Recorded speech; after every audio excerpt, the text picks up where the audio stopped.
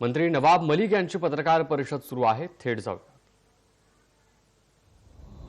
ये कह के भाग जाना कि मैं दुबई कभी नहीं गया, बहन दुबई गई थी। आप मालदीव में थे। मालदीव का दौरा कोई आसान नहीं होता, इतने लोग जाएंगे तो 20-30 लाख रुपए का खर्चा।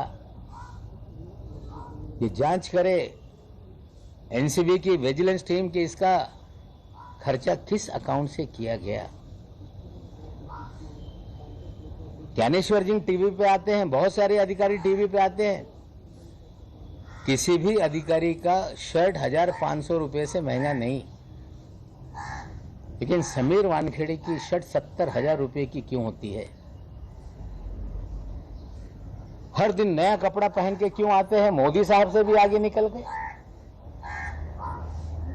पतलून लाख रुपए की, पट्टा 2 लाख रुपए का, जूता 2.5 लाख रुपए का, घड़ी 50 लाख रुपए की, 25 लाख रुपए की, 30 लाख रुपए की। एक अपराइड अफसर, वे सारी तस्वीरें आप लोगों को दे दूंगा। अगर जिस तरह के कपड़े इन तमाम दिनों में उन्होंने पहने, उसकी कीमत ही 5-10 करोड़ रुपए की है। क्या ईमानदार अफसर 10 करोड़ के कपड़े पहनता होगा? कोई शर्ट दोबारा हमने पहनते नहीं देखा। इससे बड़ा ईमानदार कोई हो नहीं सकता जो 2 लाख के हर दिन जूते पहने। इससे बड़ा ईमानदार कोई हो नहीं सकता जो लाख रुपए की पतलून पहने। इससे बड़ा ईमानदार कोई हो नहीं सकता जो 70,000 के शर्ट पहने। हमें लगता है ईमानदारी का पैमाना इतना बढ़िया है, ऐसे ही सारे ईमानदार इस देश में हो जाए। हम कामना करते हैं कि ईमानदारों का जीवन शैली इसी तरह से बने। मैं फिर आज अपनी बात पे कायम हूं कि समीर वानखेड़े ने हजारों करोड़ की वसूली की है, फर्जीवाड़ा किया है। जांच होनी चाहिए, कड़ियां जुड़ रही हैं, उगाही का मामला चल रहा है। यह कहा जा रहा है कि बोलने से रोका जाए। सवाल उठाए जा रहे हैं कि नवाब मलिक बोल रहा है। मैं आप लोग को बता दूं, जस्टिस दीपक गुप्ता जी ने अपने भाषण में कहा एक सेमिनार में कि right to dissent, right to criticise, ये फंडामेंटल राइट है। अगर क्रिटिसाइज नहीं होगा, डिसेंट नहीं रहेगा, तो राज्य पुलिसिया स्टेट बन जाएगा। पुलिसिया स्टेट इन्होंने बनाया। 2 ग्राम 5 ग्राम के केसेस बनाए। 26 मामले हमने रखे हैं जिसमें अपने पास से रख कर लोगों को फ्रेम किया गया। एनसीबी का जो काम था कि आज तक कोई तुमने पकड़ा, तो कहां से ये आया, इस तक आप क्यों नहीं पहुंचे? आज तक क्यों नहीं आपने लोगों को, बड़े लोगों को पकड़ने का काम किया? आज साथियों मैं और एक जानकारी दे रहा हूं कि महाराष्ट्र के जेएनपीटी पोर्ट पर 3 कंटेनर 51 टन पॉप सीड, जो पोस्ता होता है, अफीम का बीज होता है, वो 15 दिनों से पोर्ट पर है।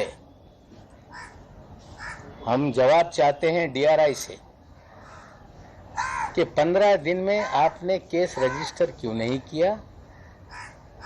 क्यों एनडीपीएस का मुकदमा दर्ज नहीं हुआ? भयंकर खेल इस देश में चल रहा है। चाहे मुंदड़ा पोर्ट पे ड्रग पकड़ी जाए, एनआईए के बाद जांच चली जाए, धंधे बस्ते में चली जाए।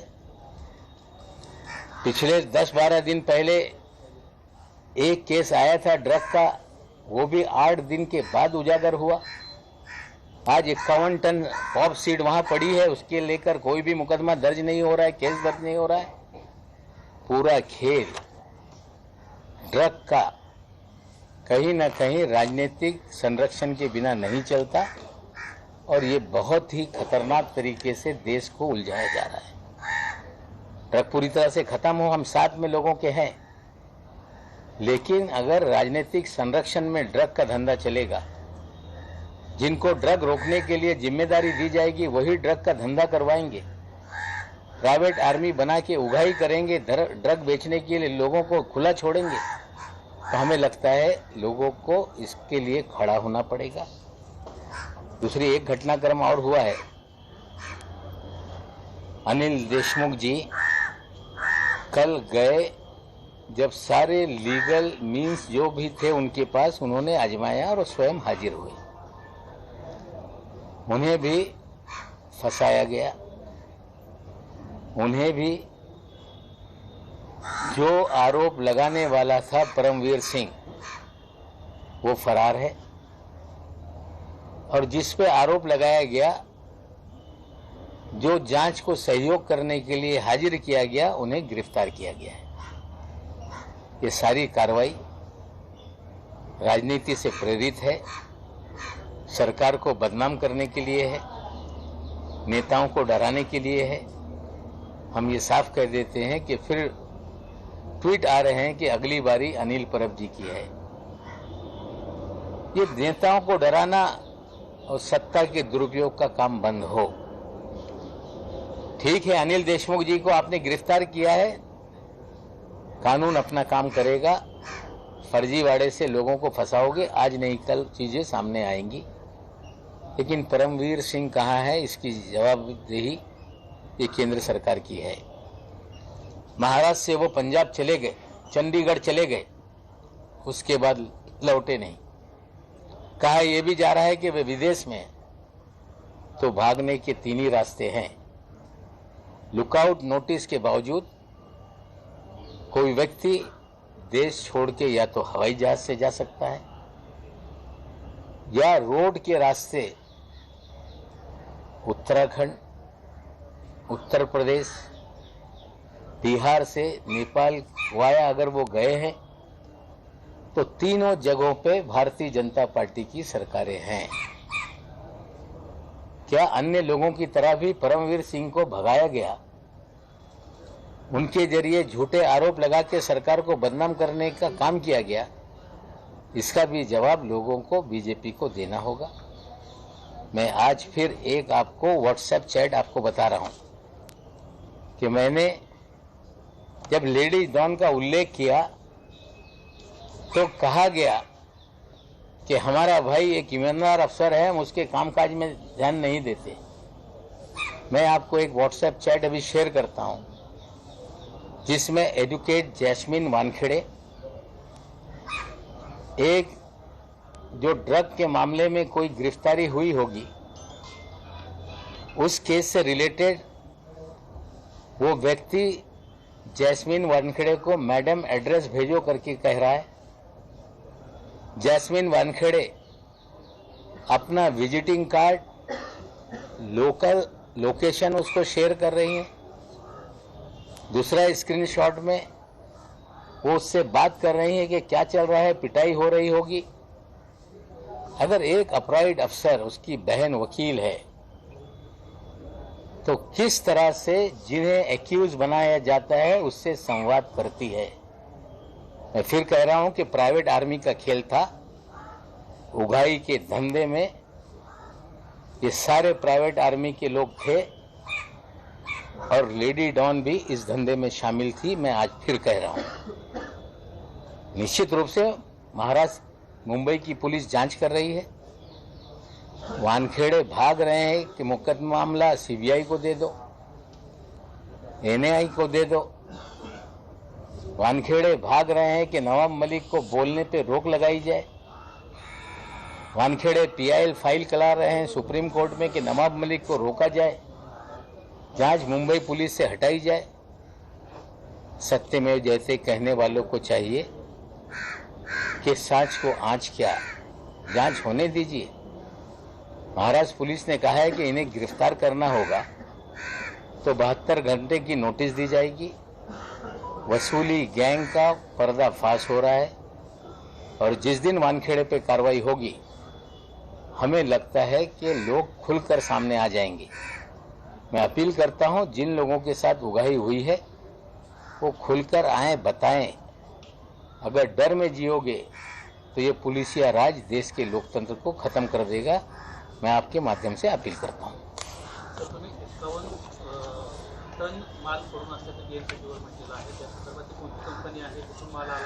नाही, याच्या सगळ्या कागदपत्र माझ्याकडे थोड्या वेळेत येणार आहे। मी आपल्याला व्हॉट्सअपवर सगळं शेअर करतोय। वीर सिंह नाम का कैरेक्टर सबसे महान है इस एनसीबी में। मैं आज जिम्मेदारी से कह रहा हूं कि जब मेरे दामाद को बुलाया गया तो वीवी सिंह ने कहा कि I want to buy Land Cruiser. अगर मेरे दामाद से लैंड क्रूजर की बात करते हैं तो क्या खेल चल रहा था खुलेगा। और मैं सारी चीजों को, ये जो गलत चीजें हो रही हैं उसके एक एक सबूत हम रखेंगे। अभी तो उगाई का धंधा हो रहा था, ये स्टैब्लिश हो रहा है।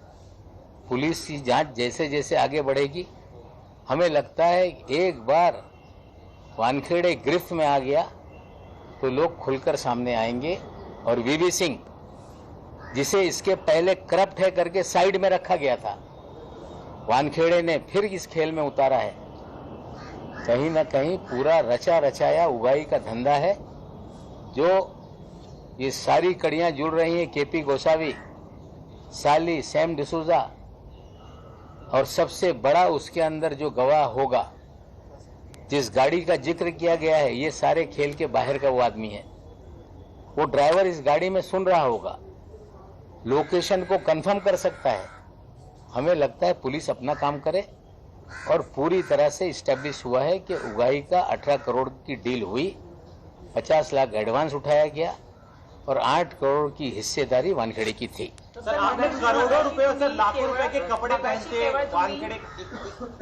वानखेड़े लाखों रुपए के कपड़े पहनते, कभी कपड़े रिपीट नहीं करते। इस आधार पर ये कह रहे हैं सर, आप कुछ सबूत आप उनकी सारी तस्वीरें देख लें, जूते देख लें। लू विटॉन का जूता 2-2 लाख रुपए का है, जूते बदलते रहते हैं। बर्बरी के शर्ट आप देखेंगे जो 50,000 से ऊपर शुरू होता है। टी शर्ट आप देखेंगे जिसकी कीमत 30,000 से शुरू होती है। पारते पाते नाम की कोई घड़ी है, मुझे पता नहीं, घड़ियां रोज बदलती है, जो 20 लाख से उसकी बिगिनिंग है और 1 करोड़ तक की घड़ी आती है। ईमानदार अफसर का ये पहरावा, ईमानदार अफसर का ये रहन सहन, हम कामना करते हैं कि इतना जो रहन सहन है ईमानदार अफसर का, ये पूरे देश के ईमानदार लोगों का हो जाए। हम कामना करते हैं। ईमानदारी का पैमाना ये है तो हमें लगता है कि ये कोई नया पैमाना इस देश में शुरू हुआ है, ये सवाल हम पूछते हैं। सर, मगाशी सर तुम्ही समीर वानखेडे पर्यंतच होतात, आता तुम्ही एनसीबीच्या सगळ्याच लोकांना त्याच्यामध्ये, तुमचं म्हणणं आहे का की आता एनसीबीचे सगळेच लोक याच्यामध्ये इन्व्हॉल्व आहेत? कालपर्यंत तुम्ही केवळ समीर वानखेडे आणि त्यांची गँग असं तुम्ही म्हणत होतात, आज तुम्ही म्हणताय की एनसीबीचे इतर अधिकारी सुद्धा त्याच्यामध्ये? नाही, वीवी सिंग आहे एनसीबी मध्ये। वीवी सिंग आणि माने नावाचा त्यांचा ड्रायव्हर, हे प्रायव्हेट आर्मी सोबत हे 2 अधिकारी जास्त इन्व्हॉल्व आहे। मी आज पुन्हा हे दाव्याने सांगतोय। अनिल देशमुख साहेब, ज्यांच्यावर पॉलिटिकल मोटिवेशननी परमवीर सिंग ज्यांनी वाजेंना रिइन्स्टेट केला होता, त्यांच्या माध्यमातून या शहरामध्ये दहशत निर्माण करून खंडणी गोळा करत होते। हे गोष्ट समोर आल्यानंतर अनिल देशमुख साहेबांनी आणि माननीय मुख्यमंत्रींनी परमवीर सिंग यांना त्या पदातून होमगार्डकडे ट्रान्सफर केल्यानंतर परमवीर सिंगनी 100 कोटीचा टार्गेट देण्यात आला होता असा आरोप केला। तदनंतर केस सीबीआयकडे गेले, सीबीआयने याचा तपास सुरू केला आणि एक राजकीय कट कारस्थान करून या सरकारला बदनाम करण्यासाठी त्यांच्यावर कारवाई सुरू झाली। ते न्यायालयामध्ये दाद मागत होते, वारंवार ईडीच्या संमन आल्यानंतर त्यांना उत्तर देत होते की मी कोर्टाकडे दाद मागितलेली आहे, त्यानंतर मी तुमच्याकडे येणार आहे। ते स्वतः काल गेले। 4.5 कोटी रुपये त्यांनी वजेनी जे सांगितलं आहे त्याच्या आधारावर त्यांच्यावर आरोप निश्चित करण्यात आला, पण ज्यांनी हा आरोप लावला तोच फरारी आहे, तोच समोर येत नाही। बातमी येत आहे की ते बेल्जियममध्ये कुठेतरी आहे। लुकआउट नोटीस असताना ते बाहेर पडून कसे गेले? त्यांना सेफ पॅसेज देण्यात आला काय? 3च मार्ग त्यांना होऊ शकते, एक तरी समुद्र मार्गाने ते गेले असतील, मग ते पण केंद्र सरकारच्या अंतर्गत आहे. हवाई मार्गाने गेले असतील ते पण केंद्र सरकारच्या अंतर्गत आहे. किंवा रोड मार्गाने नेपाळच्या माध्यमातून ते पडून गेले असा सांगण्यात येत आहे. ते मार्ग बिहार असतील, यूपी असतील, उत्तराखंड असतील, तिन्ही ठिकाणी भाजपच्या सरकार आहे. याच्या उत्तर ते कसे पडून गेले हे जबाबदारी भारतीय जनता पक्षाची आहे. राजकीय सूडबुद्धीने लोकांवर बोगस केसेस निर्माण करताय, लोकांवर दडपण करणे, दबाव निर्माण करणे. जे बंगालमध्ये उद्योग होता तोच उद्योग महाराष्ट्रामध्ये आहे. देवेंद्रजी सांगताय की अर्धा मंत्रिमंडळ हे तुरुंगात जाणार आहे. केंद्रीय यंत्रणा तो CBI असेल, इन्कम टॅक्स असेल, ED असेल, NCB असेल, याचा वापर करून या राज्याला, राज्य सरकारला, महाराष्ट्राच्या नेत्यांना बदनाम करण्याच्या कट कारस्थान आहे. यांना कळलं पाहिजे. आमच्या नेत्यांना पण तुम्ही नोटीस पाठवला होता. महाराष्ट्राची जनता पवार साहेबांना नोटीस आल्यानंतर निवडणुकीमध्ये त्याचा उत्तर लोकांनी दिलंच आहे. आणि महाराष्ट्राची जनता उघड्या डोळ्यांनी बघते की भाजप या यंत्रणेचा वापर करून लोकांवर दबाव दडपण कसं निर्माण करते, आणि निश्चित रूपाने याच्या उत्तर जनता देईल. सर, इनकम टैक्स की जो ऑफिसर सर, इनकम टैक्स की जो बात की आपने, सर एक डिपार्टमेंट का उन्होंने आज अजीत पवार की 1000 करोड़ रुपए की प्रॉपर्टी जो है वो प्रोविजनली अटैच की है, जिसमें गोवा का। नहीं, देखिए ऐसा है, बेनामी होगी कोई अगर है तो उनको अटैच करने का अधिकार है. लेकिन बेनामी का मतलब ये नहीं होता कि किसी के नाम से नहीं है. कोई ना कोई उसका मालिक होगा. आप ये कह दो कि ये संपत्ति इसकी है, ऐसे नहीं चलता. कोई कारोबारी है, उसकी संपत्ति है. कोई अजीत पवार के ड्राइवर की संपत्ति नहीं, कोई अजीत पवार के नौकर की संपत्ति नहीं. किसी और की संपत्ति आप अटैच करके उस पर ये अजीत पवार की बेनामी संपत्ति है, ये आरोप लगाना उचित नहीं.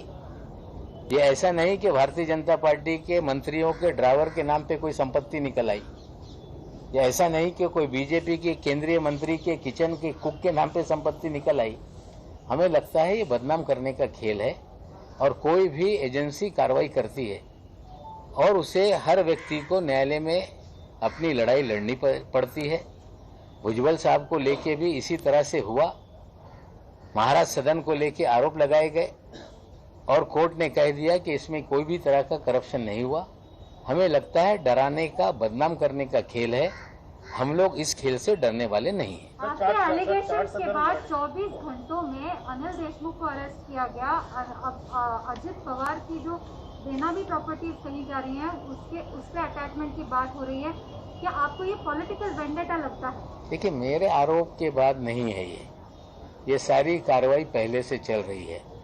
और पहले दिन से हम अपनी बात पे कायम हैं कि जो खेल बंगाल में शुरू हुआ था वही खेल महाराष्ट्र में है. महाराष्ट्र की सरकार नेताओं को बदनाम करने का. चुनाव से पहले भी ये खेल था. कुछ लोगों पे दबाव बनाया गया, वो पार्टी छोड़कर भारतीय जनता पार्टी में गए. कह रहे हैं कि हमें अब चैन की नींद आती है. और कुछ लोगों पे दबाव बनाया गया, उन्हें मंत्री भी बनाया गया. तो दल बदल कराना, सरकारें गिराना, ये राजनीतिक खेल सारी एजेंसियों के जरिए किया जाता है. लेकिन महाराष्ट्र की सरकार इस सारे खेल से ये डरने वाली नहीं. ना कोई नेता डरेगा. अन्याय हो रहा है, उसके खिलाफ हम लड़ेंगे. सर, आपके पुराने आरोपों पर मुंबई पुलिस की SIT हो या फिर केंद्र की SCT हो, वो जांच कर रही है एक्सटॉर्शन के मामले में. लेकिन आज 15-20 का जो आपने मामला उठाया वो बड़ा आरोप है. क्या उसको लेकर के अलग से जांच करवाई जाएगी मुंबई पुलिस, या फिर आप मुख्यमंत्री से बात करेंगे? नहीं, देखिए ऐसा, से जुड़ा हुआ है पूरा मामला. देखिए ऐसा है कि जो भी कंप्लेंट हुई है उसको लेके लोग जांच कर रहे हैं. अब प्रभाकर का बयान सामने आया, सैम डिसोजा का बयान सामने आया, गोसावी गिरफ्त में है. और भी नाम, चाहे वो सुनील पाटिल का हो, वाघमारे का हो, सभी नाम धीरे धीरे सामने आ रहे हैं. पुलिस जांच करेगी.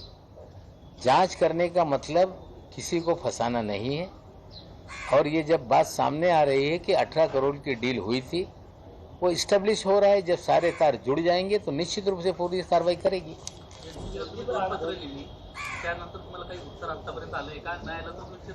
नाही बघा, असं आहे, NCBला मी पत्र लिहिलं आहे की याला निनावी पत्र म्हणून दुर्लक्षित करू नका। याच्यात गंभीर विषय समोर आलेले आहे। एका पंचांनी सांगितलेलं आहे की नायजेरियन नागरिक यांना बोगस केसमध्ये फसवण्यात आला, ब्लँक पेपरवर सह्या घेण्यात आली। आमचा पुन्हा आग्रह आहे DG NCBला की जे पत्र मी पाठवलेलं आहे त्याची सखोल चौकशी केलीच पाहिजे। निश्चित रूपाने जर ते स्वतः काही करत नसतील तर पुढे पावलं लोक टाकतील। सर आपके खिलाफ आपने जो एचसी होटल की बात की, फोर सीजन होटल की, कि वहाँ पर पार्टी चल रही थी, 15 लाख रुपए में टेबल बुक होते थे। पार्टी करना तो कोई गलत नहीं है, आप कहना क्या चाहते हैं? यानी देखिए 15 लाख का टेबल, क्या थोड़ा स्पष्ट कर सकते हैं? नहीं 15 लाख का टेबल हमने तो कभी जीवन में सुना नहीं। वो पार्टियां लगातार चलती रही और भी डिटेल उस पार्टी के बारे में हम देंगे। कभी कोई इस शहर में 15 लाख रुपए का कोई टेबल बुक होते हुए पार्टी मैंने नहीं सुनी थी। कहीं ना कहीं इन पार्टियों में ड्रग का खेल चल रहा था। Thank you.